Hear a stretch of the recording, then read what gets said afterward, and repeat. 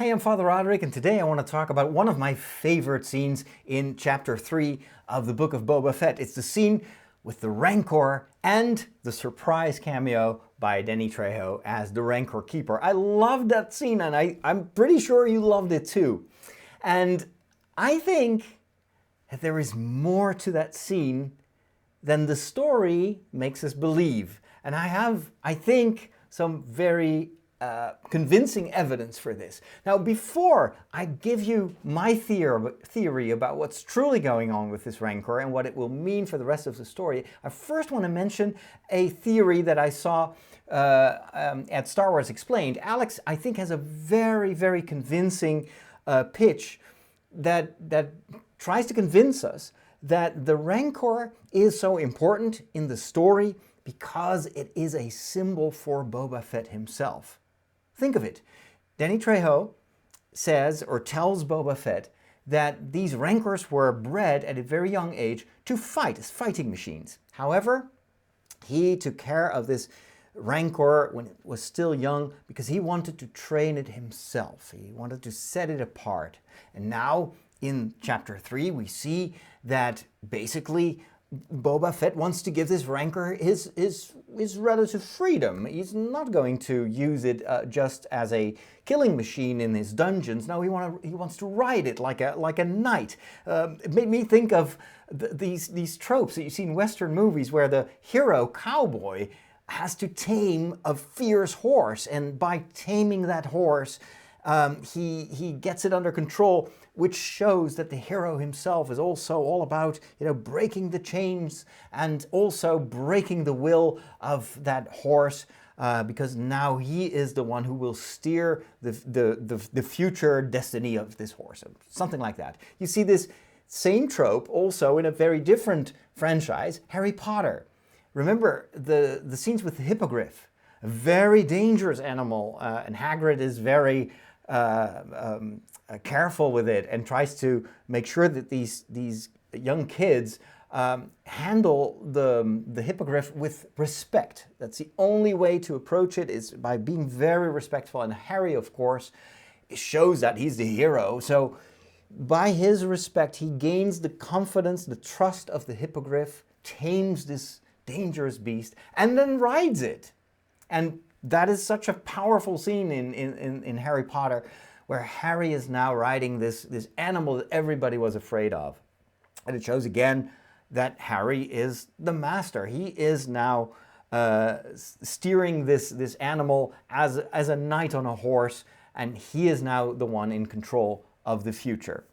So, very convincing analogies with other genres with these tropes. So, kudos to Star Wars Theory for a very convincing video about that. However, as I said in the beginning, I think there is another possibility. The story may not be what you think it is, and there is another explanation, I think. My first indication that this may be something different than they're setting up is if we are to see these training sessions between Boba Fett and this Rancor, and that's going to be tricky, clearly, it is, in fact, just a repetition of what we've seen in The Mandalorian. Remember, The Mandalorian at one point had to tame a Blurrg. Now, a Blurrg is a very tiny blob of meat compared to a big Rancor, but it was the same idea. It was this, very fierce animal, and ultimately, the Mandalorian ends up taming it and riding it. So, of course, this could be just Star Wars rhyme. Star Wars does it all the time. You've seen this before, and here it is in a different situation, but it's basically the same trope, the same symbolism here. Star Wars loves to do that. So that's a possibility. However, to me, it feels a bit weak as a plot point. Why would they emphasize it if we've already seen that very same thing happening in The Mandalorian? It's sure. I mean, it would be nice to see this taming of the Rancor, but on the other hand, it's like, yeah, been there, done that. Well, I haven't been there and done that, but other Star Wars characters have done that. So what if this Rancor, if the Rancor is symbolizing is like a horse in a Western movie, and then Boba Fett is like the cowboy who has to tame it, or Blurrg, Mandalorian, Rancor, Boba Fett, horse, cowboy. What if this Rancor is like the horse? It's a pretty big horse, right? It's huge, it's massive. What if we should think of another story that is super important in mythology, that also features a huge horse and a fortress, a fortified city that is impenetrable, and an enemy that wants to kind of get beyond the walls and the doors of that castle to win. I'm talking about the Trojan Horse, of course. And there's another video that you have to check out. It's from the new rock stars. And they actually, while they were watching the series, they were doing this live commentary, they said the same thing. They were like, this could be a Trojan horse. This feels like a trap. And I think they're right. And I think there are actually a few more indicators that this is the case. This is actually the real story or trope or whatever super well-known mythology story that is different from the taming the wild horse story. First of all, the Rancor, we know, is a gift, right? It's a gift. Even Fennec says that's quite a big gift, or something to that extent. So this huge monster is brought as an offering by the twin Hutts. And that happens right after Boba Fett is sitting at this celebratory meal, right? Because what they thought was the enemy of the episode, what we thought was the enemy of the episode, Black Krrsantan, which was a formidable enemy and very, very dangerous. They successfully vanquished it. They captured it in the dungeon of the former dungeon of the Rancor. So now there's this celebratory meal, and it looks like they won. And Fennec actually, she's super relaxed, like, we won, just eat, celebrate. And Boba Fett is like, I don't know, these Hutts, if I don't respond now, if I am not quick in striking back, these Hutts are going to strike again. That is a very important clue. The Hutts are gonna strike again. Boba Fett has proven to be very sharp. He's got this good intuition of what may actually will happen. And so, right after he said that, well, knock, knock, knock, guess who's there? It's the twin Hutts. And they all of a sudden have decided that, Tatooine is just a rock, it's worthless to us, and yeah, we sent Black Krrsantan, but hey, what do you know, we don't even want him back. And here's another gift. Big Rancor, here you go. We just want you to be happy with this Rancor. And you know what? We'll just add this other guy, this keeper that you've never met him. And he's played by Danny Trejo. And you know that Danny Trejo always plays the good guys in movies, right? Always. He's so trustworthy in every role that he plays. Sure. And then Boba Fett is like, okay, let's bring him in. Of course, this is so similar to the story about the Trojan Horse. Now, let me remind you what that story is about. Of course, we have the original version in Greek mythology, and then you have Virgil, who is a Latin writer, a Roman writer, and he kind of steals almost everything from the original Greek mythology, and he gives it a more Roman spin. So he kind of, it's like DC and Marvel in a certain way. And Virgil describes the story as like this. There's been a 10-year siege of this huge city, of the Trojan city. And the Greeks that were attacking constantly, after 10 years, still weren't able to get inside the walls of that fortress, of that city. And so they have a plan. They make this huge wooden horse, and they select a force of soldiers, very well-trained soldiers, like special ops, including Odysseus himself, to hide inside the horse. And then they bring the horse to the city, or in front of the city, and then they pretend to sail away. Just like the Hutts are telling, oh, you were just going back to Nal Hutta, and yeah, we don't, war is bad for business, sure. That's why you're giving away all these goodies for free. That is so totally Hutt, you know. They never look after their own interest. Boba Fett says, actually, in this episode, yeah, I don't trust these Hutts. They're not telling the truth. So, again, second time, Boba Fett tells us also, as a viewer, don't trust this. This is not what it seems. And yet, they bring in the Rancor, just as the Greeks bring in, or the Trojans bring in the Greek horse inside their city walls. Now, there is one part of the story that is not often mentioned, but that is also important to understand why they do that. There is actually, there are some people among the Trojans that are like, we shouldn't trust this. Why would they leave a horse like this? What is it? And then there's a guy who launches a spear, you know, maybe it's going to explode or something like that, and well, nothing happens. And then they find this guy who's also Greek, so he's with the enemy. And he has got this story, very convincing, like, oh man, you wouldn't believe what happened to me. Yeah, they were, you know, actually, you think that these Greeks were just happy to attack you all the time, but in fact, you know what? They were fed up with this war a long time ago. They wanted to go home, but every time they wanted to sail away, there was this big sea monster, and it was threatening to eat them up, so they just stayed here and continued the battle. So that's why they didn't leave. But you know what? At one point, they wanted to offer me as a sacrificial victim for this sea monster, so the sea monster would leave them alone.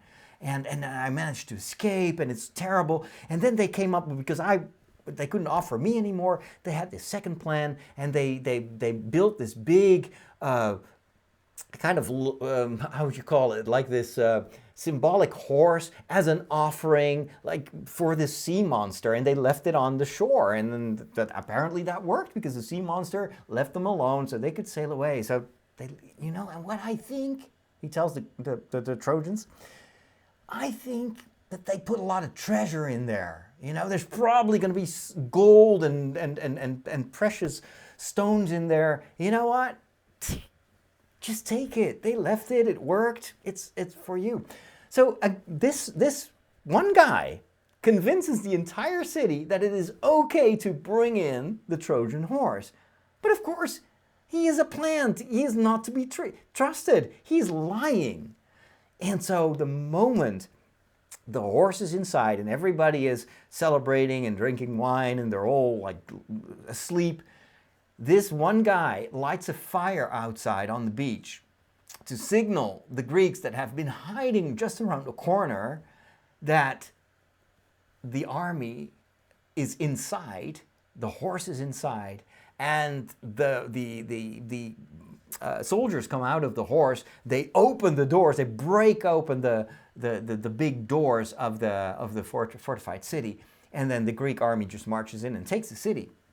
So you see the similarities. You see how much in this chapter there is the possibility, at least, that this is also happening here. So the Hutts, yeah, who believes that the Hutts are really going away just like that? Boba Fett doesn't believe it. There is more. The truce, it doesn't make sense. It's just like as if the Greeks just left the city alone. They invested for 10 years in a war, and then they just walk away. It doesn't make sense. Just like it doesn't make sense the Hutts here walk away from this palace and everything it represents in terms of power over the entire planet. And then the Danny Trejo character. What if the Danny Trejo Rancor Keeper is the equivalent of this Greek spy or this Greek traitor that you cannot really trust? Us telling you this warm story and how much, oh, I was also a victim, and but he's lying because he's just setting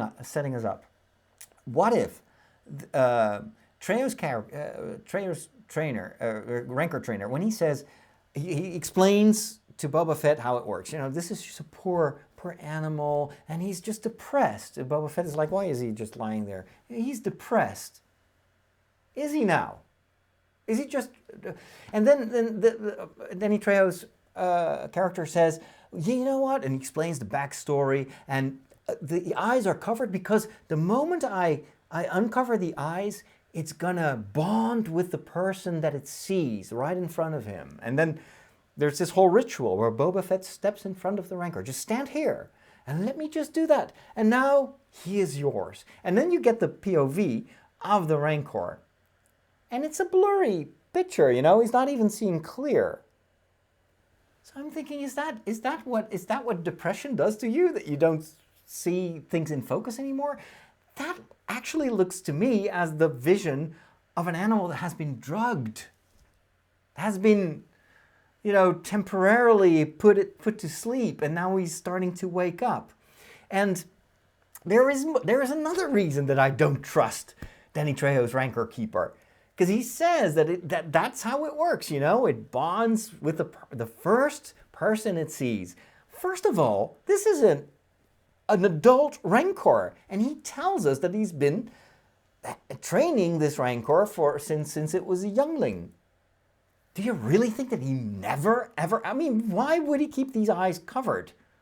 He couldn't have known that ultimately this Rancor was going to be a gift for Boba Fett. So I'm thinking that must be a lie. That doesn't make sense. And then the line that he mentions, you know, it imprints on the first human it sees. That is actually a quote from another movie that has the same quote, and you know that movie, and it doesn't end well.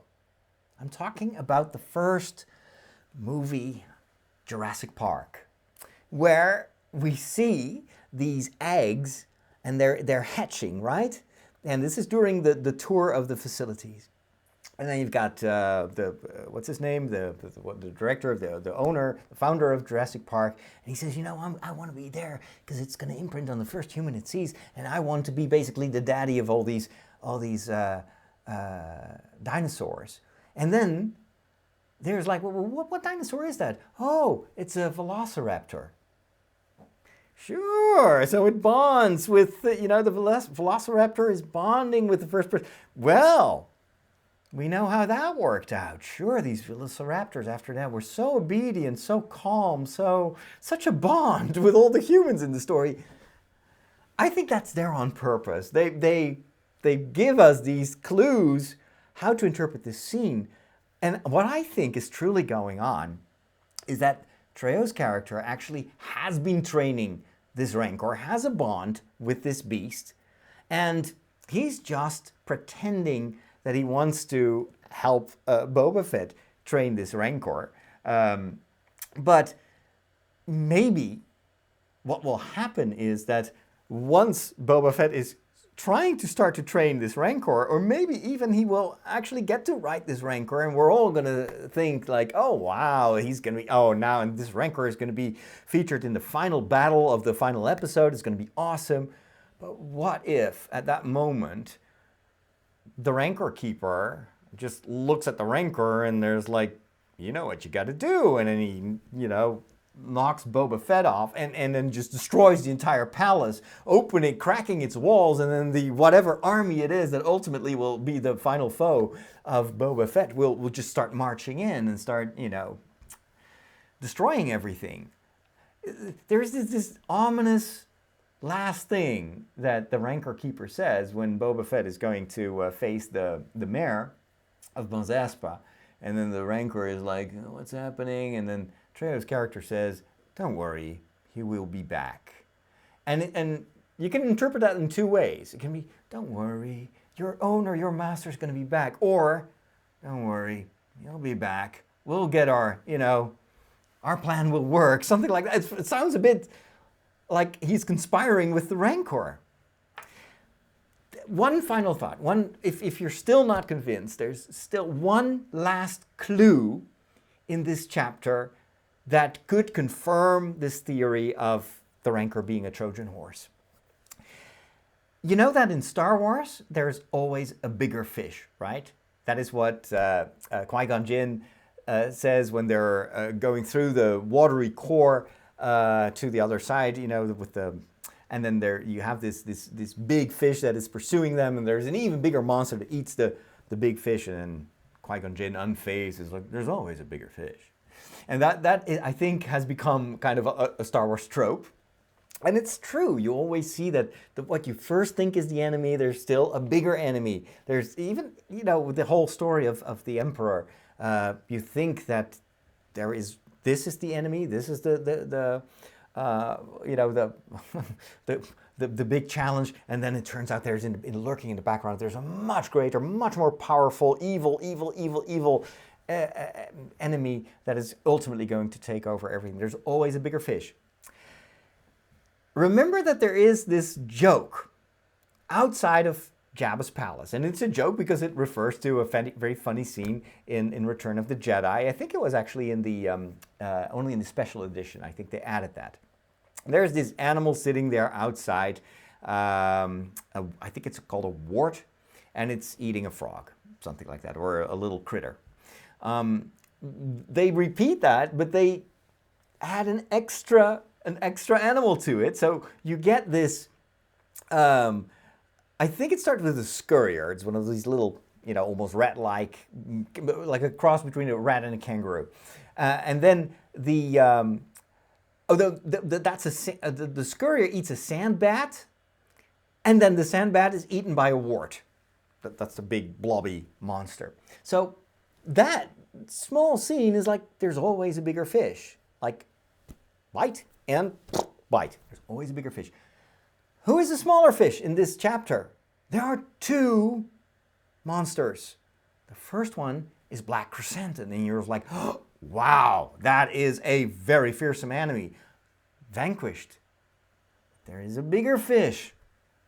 The Rancor. I think it's a foreshadowing of what's going to happen. Now, let me know in the comments what you think. I love what Alex does in Star Wars theory, because I like these kind of hidden symbolism of the story, and I'm very much doing the same type of analysis. But I also feel that the new rock stars have this. I think they're right on the money there. They have this sentiment of like, this can't be all, and the Hutts, they're not to be trusted. What do you think of my proof? You know, it's circumstantial evidence, but it makes sense. For me, it fits. I just don't know exactly. Of course, there are no soldiers hiding inside the Rancor. That would be, no, please don't let this Rancor, you know, because you kind of care for this Rancor. What I think might happen, that's my theory. Let me know in the comments what you think will happen.